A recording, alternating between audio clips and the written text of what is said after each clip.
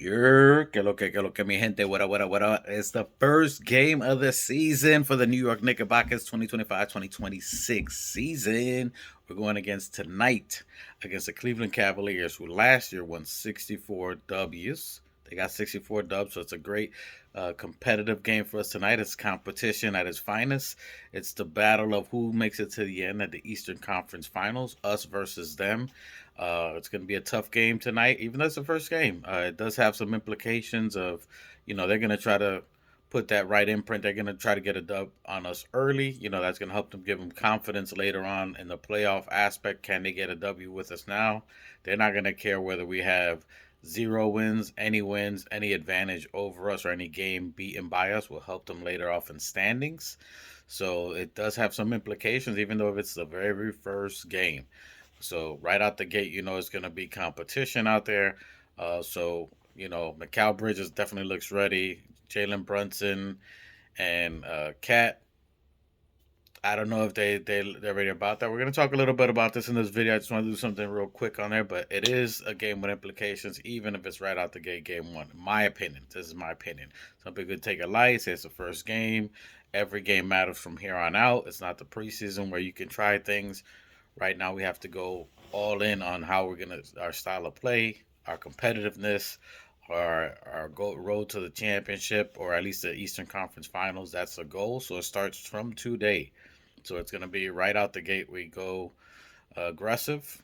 Let's talk a couple of things here. Let's talk a couple of things. First game out. No Mitchell Robinson. No Josh Hart. Josh Hart has a lower lumbar or lower back spasms or muscles. That's not a severe injury. It is because obviously you can't jump. There's a lot of things that limit you, so he's recuperating on that. But it's nothing broken, nothing surgery needed. Minus a hand, which I think that'll bother him throughout the year. Maybe he plays with a splint or something like that. Uh, so we'll see. But it is his shooting hand, so we'll see how that works out for him. And then Mitchell Robinson, which it's one strike on Mike Brown for me, not anybody else. It's one strike that you have the coach who has been doubling down for at least 3 to 4 practices, 3 to 4 media events since Abu Dhabi, and has been claiming it to be load management. Could it be? Time will tell. But the fact that Ian Begley is reporting that Mitchell Robinson, this is the second time Ian Begley has reported that Mitchell Robinson's left ankle, that it was a left ankle injury, that he's, taking care of it, basically not playing load management. I would not say it's load management. I think he tweaked it. And if you look at I want to say it's the second game of Abu Dhabi, he landed on that ankle. He hobbled, and he didn't make it back for that second half of that game. Since then, he's been on this load management. So I say it's a strike on Mike Brown to, instead of being honest, even Tibbs back then, and I'm not comparing, but you have to in a certain sense. Tibbs will say if he's injured as of today. We have no idea if he's going to play. Next man up, it's up to the doctors. But he would tell you, whether you like it or not, he'll tell you Mitch has an injury. We're not sure how severe it is. He's not going to play. It's up to the doctors when they want to release him. So it'll be tight lipped, but he'll still tell you. And then you got Mike Brown doubling down almost 4 media press conferences saying it's load management instead of saying he tweaked his injury. We're going to just take it easy on him. We're going to see when he's ready to play until he's 100%, and then we'll keep this throughout the season.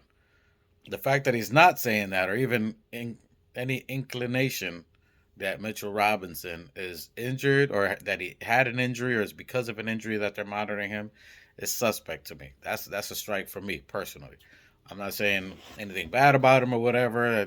Obviously the New York Knicks like keeping things tight-lipped, but never really about injuries or suspected.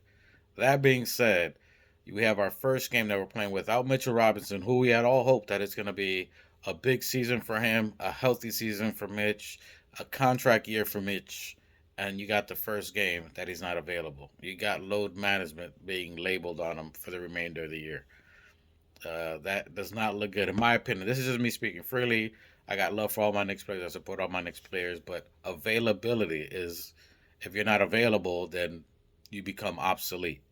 So what you're looking at today is, can the Knicks win or play without him? In my opinion, I think they're looking at other options. They want to take it easy and see what they can do. and Leon Rose is evaluating. Anytime you're not playing or the value, because it's a contract year, he wanted 20 M's. They didn't agree before. They did. I don't think they're agreeing now. And then him not being available is something else.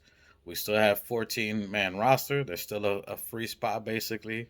We can. They have I think up to 2 weeks before they can fill that spot. So, is it somebody else from a second, two-way contract or somebody else that you can fill? It's gonna be one of the guys there. So the question is today, who plays? How does this team look going forward for at least 2 weeks or so? In between Mitchell Robinson, if you got the load management, you got the possible left ankle injury with Mitchell Robinson, you have to obviously remove him from the front lineup. As much as you're saying you want him, and I said I think he's just ideal. Two Shots was saying it. Machete, my brother, that you have to go with Mitchell Robinson. My brother, the new Knicks, that's the way to go. That's the formula that Minnesota gave and stuff like that. But now you got load management, a possible left ankle injury. We're already talking about maybe playing him 20, 25 minutes for an entire game. That switches up the whole whatever thoughts were that you started Mitch. That switches up everything for the remainder of the year. So, in my opinion, that's why I think you saw the frustration from Cat in that last media where he's talking about he doesn't know his role. He doesn't know his role because he would probably came in getting in shape, ready to be the four, and then now that you have this injury, now you're probably having Mike Brown saying, "Well, we're going to play you at some five and this and that." And I thought that's where you probably see some of the disappointment with him. That he's like, "Man, I had envisioned one thing. I'm gonna have someone playing, and then I'm gonna be playing the four, and also maybe some of it that he has a move in a lot of different places, a lot of moving pieces. So there's a combination of all that. So that's where you see the frustration with Cat. He's obviously a smart guy, very skilled basketball player, learning a new offense and doing different things instead of a set role is where you're probably seeing the frustration with Cat.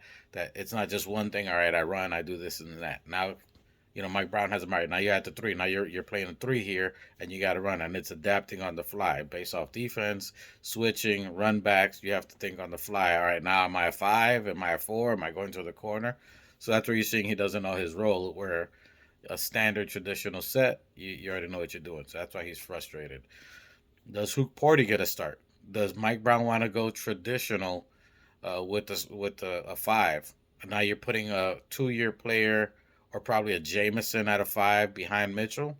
I don't think that's going to be the case. I don't think Mike Brown can rely on the future or what we do as a Nick team on a second year player if Mitchell is not available, on a Jameson who's basically on a 2-way contract. He's playing well. I think he's playing well. But to depend your offense on that, I don't think he's going to do it. So that comes a question where who is next if Hart isn't available throughout the year? If his back acts up, his finger goes back, what do you do? So I think today you're probably going to see of what plan B would be. And I think it's Deuce. I think you play with Deuce. You move Cat to the five, which I know he's not going to like. Maybe in spurts he switches it up. Maybe with other players. I think he's going to be constant moving pieces. If this is going to be the case where Mitch is either not going to be available or low minutes, you're going to see a lot of switching players, a lot of Clarkson coming in early, moving out Cat, switching different rotations. So he's going to be very creative early, and that's probably going to be what we're going to be doing throughout the year, which I kind of anticipated. That's why I said I wasn't with the 60-win season or none of that. Maybe 53, 49 or 53 was that because it's going to take some time to adjust to this, see who's available. If someone's hurt, Josh Hart and Mitchell Robinson are key players to this team and what they do. Their impact on rebounding is huge. Their impact on defense is huge. You can't replace that. So you got to try to figure out a different style of play to try to get those numbers, or how do you spread that around? Who do you play to get that diversity in there? You may see Diawara here and there. Yabusele going to have to earn every bit of that $6 million. So it's going to be interesting to see. We got a big game tonight. Don't get me wrong. It's not a Debbie Downer situation. I'm not down. I anticipated this as far as switching and figuring it out. But I just don't like the fact that Mike Brown didn't, you know, start saying things earlier, being honest with the fans early. So I'm still giving the benefit of the doubt and say it's load management, but you have Ian Begley, who's very close to the organization, uh, who's in the press conferences, who's in media day, who sees the practices, he's seeing these players. So I'm pretty sure you can tell if either Mitch is limping, if Mitch has been being treated on a leg, so he's seeing these things. So if he's reporting it twice already, then you know, as they say, if there's smoke, there's a fire, right? So not putting anything critical early. I love and support Mitch, and I hope he dominates this year. I hope he earns every bit of that 20 plus. Hopefully plus plus plus. Hopefully he makes his bread. We definitely want to obviously save him and monitor him for later in the playoffs. But this should be the easier part of the schedule where you implement them, especially learning the offense. And you heard Mike Brown saying that if they're off, they've missed games, they've missed practices, it's going to take them some time to get implemented or basically fit back into what he's doing. So he's already going that they're not on the rotation. I got to go with the next, with what I'm going to run. And then once this is running and this is running like a well-oiled machine, they're going to have to fit themselves back in. And then I can see if I can depend on them. Then I can implement them to where I have confidence with them to implement them and give a major role. That's what it all breaks down to.